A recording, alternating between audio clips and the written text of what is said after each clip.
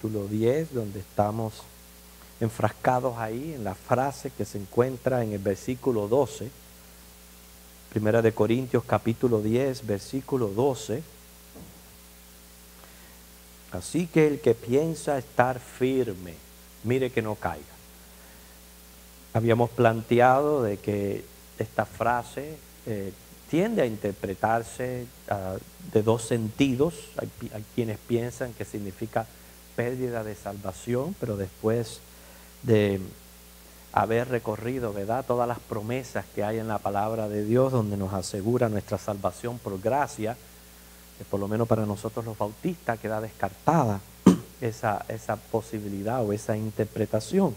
La segunda es caer en la tentación, y yo pienso que es la más acertada debido a lo que continúa en el versículo 13. Note que dice: no os ha sobrevenido ninguna tentación que no sea humana, pero fiel es Dios, que no os dejará ser tentados más de lo que podéis resistir, sino que dará también juntamente con la tentación la salida para que podáis soportar. Una de las cosas importantes que habíamos recalcado en el estudio pasado es esa necesidad que tiene el creyente de ser sincero consigo mismo, reconocer sus debilidades personales y cada día no pedir, clamar, como si tiene que derramar lágrimas delante del Señor, pidiendo que tenga un día libre de tentaciones, libre de males y fortalecido en el Espíritu Santo, para poder por lo menos cuando ponga su cabeza en su almohada decir: hoy he tenido un día de victoria. Porque esas son las victorias, las luchas que nosotros peleamos dentro de nuestro interior, hermanos. Y así día por día. No se preocupe a lo largo, no se preocupe en trazar metas más allá. Día por día: hoy abro mis ojos, Señor, hoy tengo un nuevo día, una nueva oportunidad, santifícame hoy, límpiame camino. Y usted va a clamar con ese poder, y también en su responsabilidad va a ser su parte. Hoy les dije que íbamos a hablar acerca de lo que es la tentación, según nos muestra ahí el versículo 13.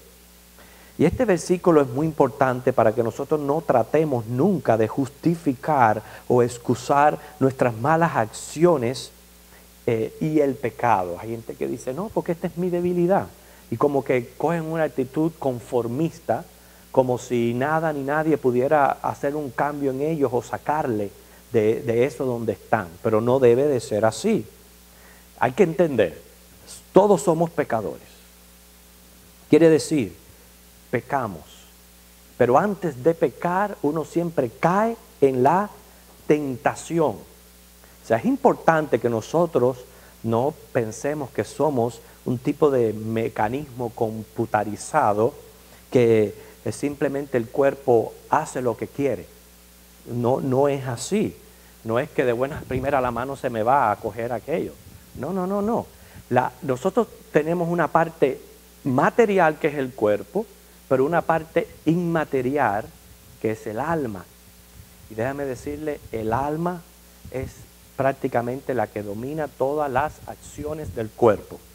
Cada función del cuerpo tiene un trabajo biológico que hacer para mantener el organismo vivo. Pero la mano no es mala. La mano que roba lo que no es de él no es mala. El malo es el que impulsa la mano a robar. Ya eso es un aspecto del alma. Así también lo mismo la boca, lo mismo los pies. Nada de eso es malo. El corazón como órgano en sí no es malo. Es el alma lo que impulsa a estos órganos de nuestro cuerpo a pecar contra Dios. Y por eso es que hay que entender lo que es una tentación y saberla afrontar. Las tentaciones se pueden dividir de dos maneras. Pueden ser internas y pueden ser externas. Pueden ser también tipo seducción, como también tipo aflicción. Hay gente que piensan de que el pecado y todo siempre se va a la mente a lo que es el tipo de moral. Pero no, hay otros pecados que nosotros cometemos cuando caemos en pesimismo, en dudas, en desconfianza. Todo eso también es pecado. Por eso está el índole de seducciones y también las aflicciones. La tentación puede ser tipo moral, material o física.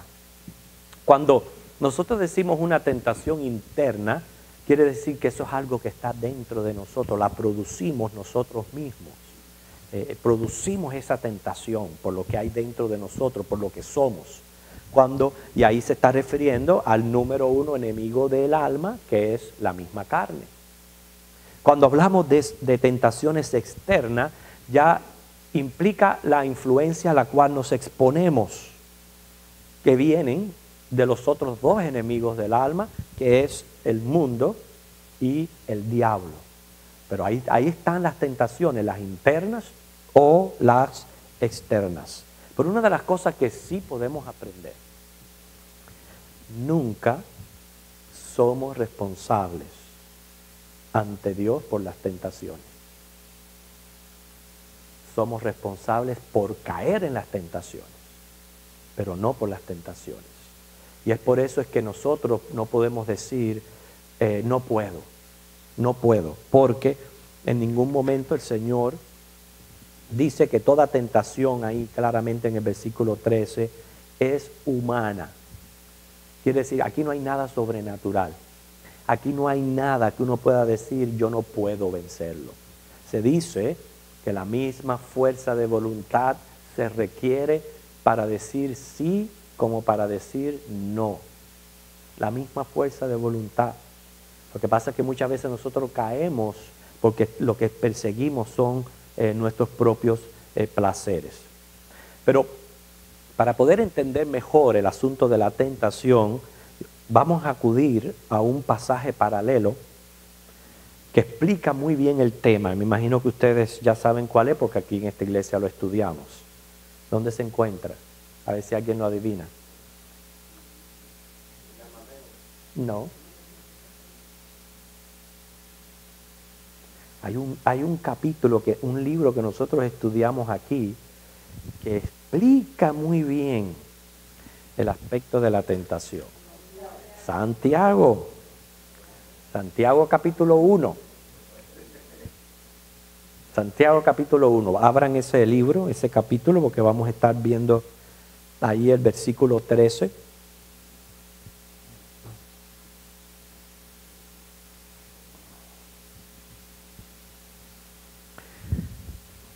Los primeros 12 versículos de esta epístola de Santiago tratan acerca de las pruebas cuando son permitidas por Dios o inclusive enviadas por el mismo Dios, pero cuando Él persigue un buen propósito en nuestras vidas. Son los primeros 12 versículos de Santiago. Pero en el versículo 13 en adelante ya está hablando de la tentación hacia el mal obrar. Recuerden que la frase que perseguimos aquí es, mira, que esté firme, que no caiga. Estamos hablando de caer en la tentación. ¿Okay?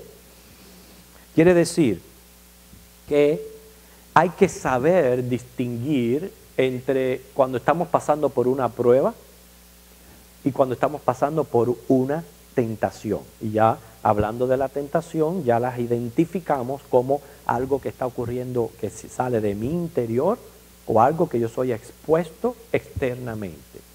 Porque el caso aquí es llegar a ver cómo yo me puedo ayudar en este caminar cristiano, porque todos queremos glorificar al Señor con nuestras vidas. Lo cantamos, lo decimos. Pero hermanos, qué gran lucha tenemos cada uno de nosotros. Y tenemos que ver cómo podemos ayudarnos en nuestras luchas espirituales. Miren cómo dice el versículo 13. Cuando alguno es tentado, no diga que es tentado de parte de Dios. Porque Dios no puede ser tentado por el mal, ni tienta a nadie. Nunca Ninguna persona puede decir que ha sido tentado por Dios. Probado sí, pero tentado no. Claramente ahí dice, Dios no puede ser tentado por el mal, ni Dios tienta a nadie. O sea, Dios prueba, no es lo mismo Dios tienta. Porque la tentación, hermano, es una atracción, es una invitación a tú caer, al mal obrar. Nosotros sabemos que de un Dios bueno, santo y justo y amoroso, nunca va a venir una motivación así, de esa manera. Por eso Dios nunca tienta a nadie. La prueba es un ejercicio de fe para el cristiano. Así, un ejemplo, lo que tuvo que hacer Abraham con Isaac, que Dios le permitió hasta que levantara el cuchillo. Y cuando levantó el cuchillo, ahí le proveyó del cordero. Abraham estaba pasando por una prueba de Dios. No una tentación, una prueba. Pero aquí no vamos a enfocarnos en las pruebas del cristiano. El enfoque nuestro es en la tentación. Por eso nadie puede culpar a Dios por lo que nosotros somos responsables, porque Dios es un Dios bueno y especialmente bueno para con sus hijos. Entonces, ¿quién es responsable y culpable de las tentaciones? Bueno, Mateo 4:1 y Primera de Tesalonicenses son solamente referencias, no lo busquen, sigan prestando atención. Mateo 4:1 y Primera de Tesalonicenses 3:5 llama a Satanás el tentador. Y es cierto, él se atrevió a tentar al mismo Hijo de Dios. ¿Cómo no vamos a pensar nosotros que él no se va a atrever a tentarnos a nosotros? Pero ¿quién es el verdadero culpable? Porque sí, muchas tentaciones vienen, y esas son las influencias externas que vienen del enemigo, pero hermanos, dicen por ahí que a veces Satanás se asusta de lo que hacemos nosotros los hombres. Sí, Señor, no le podemos echar la culpa de él a todo, ¿ok? Porque últimamente, lo único que puede hacer Satanás es tentar. Es lo único que puede hacer. Porque lo demás lo hacemos nosotros. Y recuerde, la misma fuerza de voluntad se requiere para decir que sí, que para decir que no. Por eso Santiago va al fondo de todo esto y descubre el verdadero mal. ¿Dónde está la fuente del mal? No está externamente, está internamente. Porque cuando el interior realmente cambia, no importa lo que esté afuera, cuando el interior por dentro uno está fuerte en el Señor, por más atractivo que sea la influencia externa, no va a poder vencer. Por eso que lo que hay que atacar mayormente, hay que cuidarse de nuestro entorno, pero más que todo lo que hay que atacar es el interior nuestro. Por eso dice el versículo 14, sino que cada uno es tentado cuando de su propia concupiscencia es atraído y seducido. Dice que entonces la concupiscencia, después que ha concebido, da a luz el pecado, y el pecado, siendo consumado, da a luz la muerte. Por eso termina diciendo, amados hermanos míos, no erréis. ¿Usted sabe lo que significa concupiscencia? También lo hemos enseñado desde aquí. Concupiscencia son apetitos desordenados. Escriba eso, recuérdese. Concupiscencia son apetitos desordenados, recurrentes, vehementes. Y es una inclinación exagerada hacia cualquiera de estos apetitos desordenados. Cuando oímos esa palabra concupiscencia, inmediatamente nos viene el aspecto moral. Pero no es así. Nosotros podemos caer en concupiscencia de índole moral, de índole material también. De cualquier tipo de exageración y desorden anormal que ocurre en nuestras vidas, eso es una concupiscencia. Hay personas que te los ves que no tienen reparo para gastar dinero, otras en comer. Usted puede tener una concupiscencia en cuanto a la forma en que usted come. Cualquier otro vicio, y también obvio que incluye lo moral. O sea, eso es concupiscencia, un desorden en nosotros. Entonces, el pasaje ilustra la tentación, ¿verdad? Poniendo precisamente como si fuera lo que hacen los cazadores cuando van a traer los animales, les ponen una trampa en esconditis, o lo que hace el pez cuando es seducido por la carnada. Cuando ahí le ponen en el anzuelo el gusanito, el pez lo único que está viendo es el gusano y que tiene hambre. No está viendo el pincho que lo va a atrapar. ¿Y qué hace? Abre la boca y ahí cae. Por eso dice el pez muere por la boca. ¿Okay? Y cuando cae ya. Bueno, ese es el ejemplo de lo que es la tentación en sí. Algo se nos presenta que es atractivo. A los ojos, mueve en nuestro interior el deseo de tener aquello. Y está ahí, y está delante. Y eso es lo que viene a ser la tentación externa, que por eso no somos responsables nosotros. No nos podemos culpar porque las cosas se presenten. La culpa está cuando esa concupiscencia, como dice ahí, es concebida ya en pecado y uno cede a esa tentación.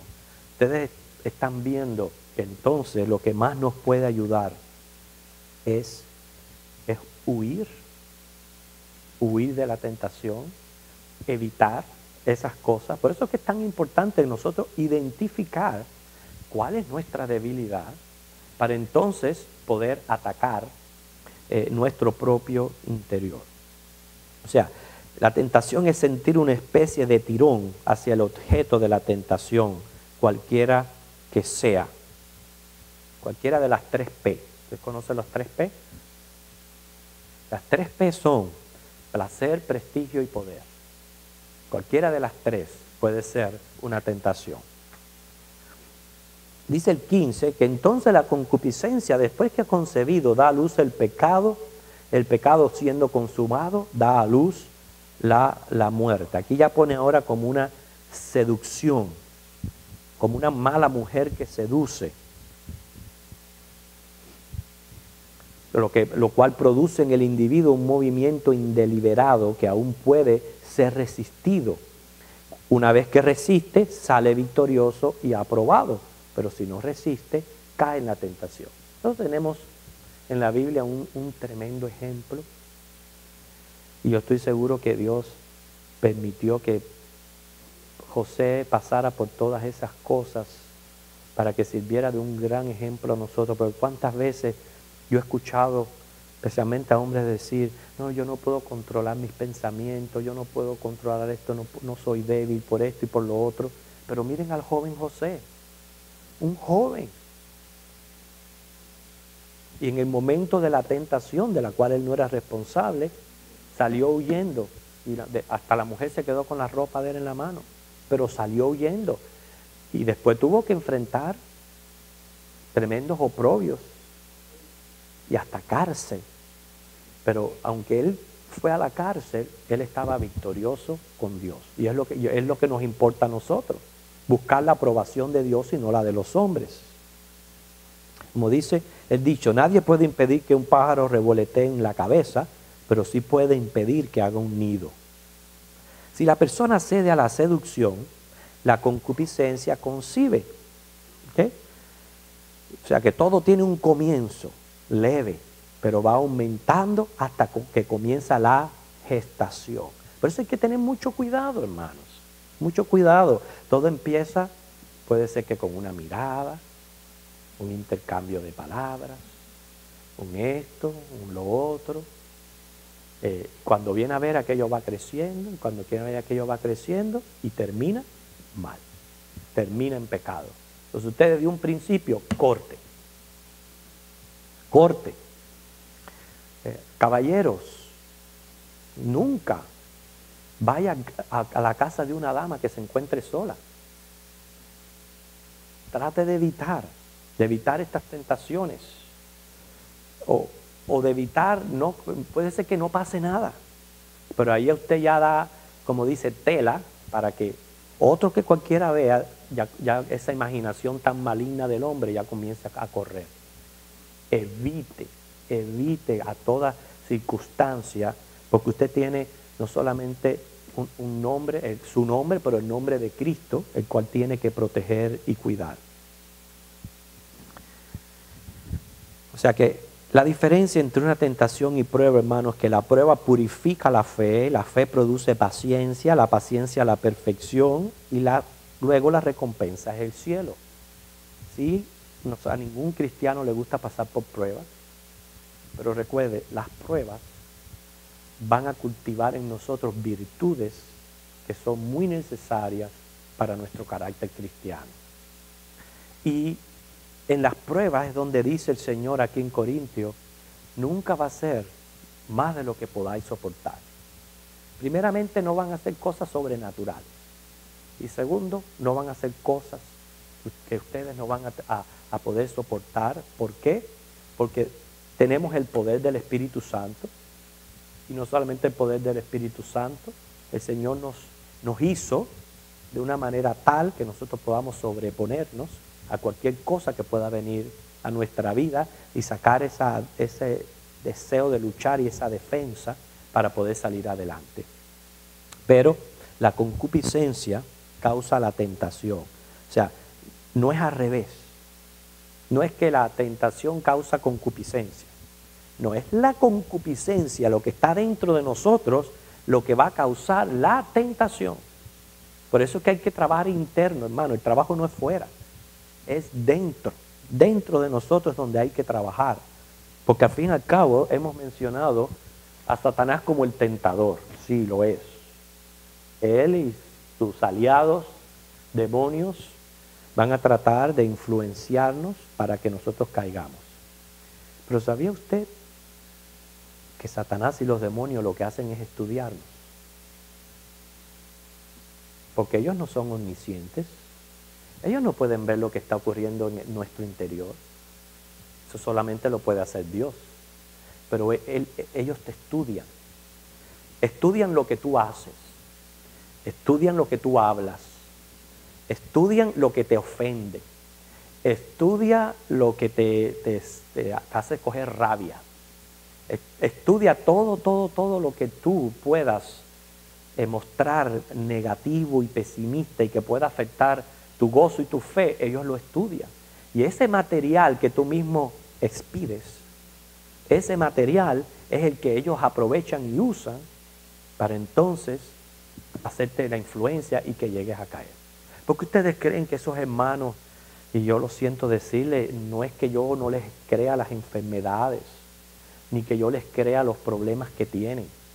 Pero esos hermanos que no salen de una cosa para otra, que por eso no pueden venir al templo nunca.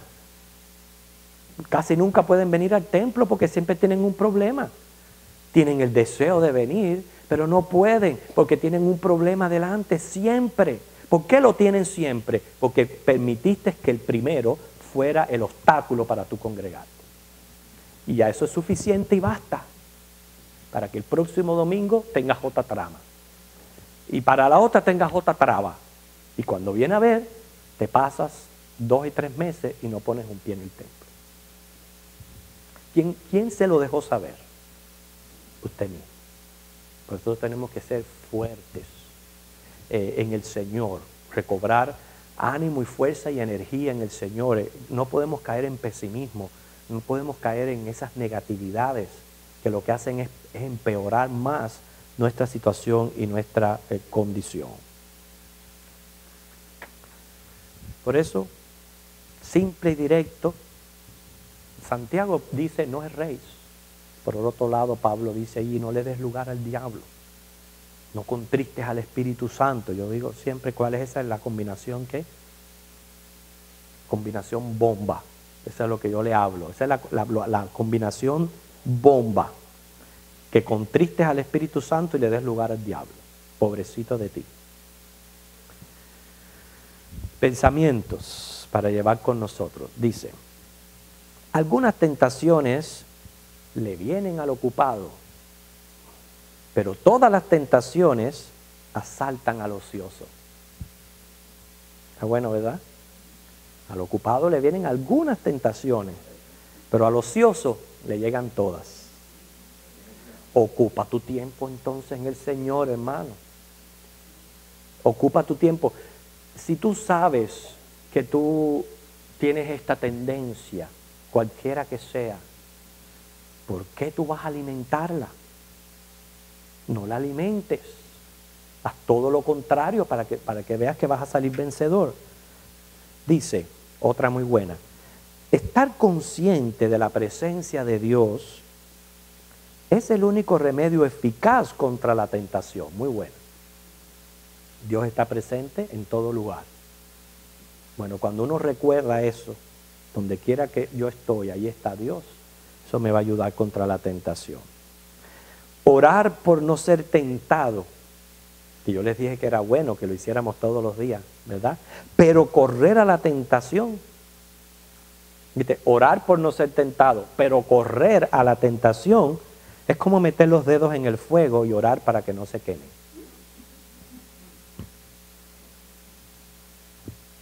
¿Cierto? Meter los dedos en el fuego y oras para que no se quemen.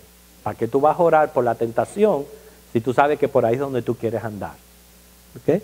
Dice, mantenerse alejado del fango es mejor que tener que limpiarlo después. Y otro pensamiento muy bueno es, dice, descubre tus tentaciones y descubrirás en buena parte lo que eres. Así que, con esto en mente, hermanos, cuando dice aquí en Corintios, mira que esté firme, que no caiga, se está refiriendo no a la pérdida de salvación, pero así caer en la tentación que tanto le hace daño al cristiano. Rompe tu comunión, te quita la paz, te roba el gozo y sobre todo te hace pecar contra tu Dios. Entonces es mejor primeramente evitar la tentación. Yo pienso antes de evitar la tentación, no vamos a enfocarnos primero en eso. Para mí mi primer enfoque tiene que ser en yo ser sincero con Dios y conmigo en cuál es mi debilidad como persona. Porque no todos tenemos las mismas debilidades. Hay personas que usted le puede poner una botella de cerveza ahí a frente y por más que se lo ponga ahí puede estar. No tiene problema. Hay otros que sí tienen problemas. Entonces, vamos a decir, ok, ¿cuál es, a la luz de la palabra, mi debilidad? Que ya yo la he identificado. Entonces, ahora hay que trabajar primero en el interior, dentro de mí. ¿Ok? Trabajo en mi interior y le pido a Dios que me aparte de tentación. Entonces después ya me he encomendado a Dios, pero ahora tengo que yo hacer responsablemente un trabajo y es evitar el mundo exterior. Hay cosas que van a ser inevitables, pero yo estoy seguro y me atrevo a decir que el 90% de las cosas las podemos evitar nosotros. Vamos a dejarle un 10% nada más a esas cosas que nos llegan de sorpresa. El otro 90% lo podemos evitar nosotros. Evitando ir a los lugares que no debemos ir. Evitando ver los programas que no debemos ver. Evitando hacer las cosas que no debemos hacer. Usted hace eso, el 90% de las tentaciones usted la va a tener eliminada. Mantenerse ocupado también en las cosas del Señor es otra buena ayuda. Y así de esa manera, hermanos, evitamos la caída que tanto nos duele, que después tenemos que pedir perdón por nuestros pecados o si no, cuando se caen cosas bien feas y tristes, las consecuencias son devastadoras. ¿Y por qué? Se pudo evitar desde el primer momento. Porque todas esas cosas aprendemos de la tentación. Que el Señor les bendiga.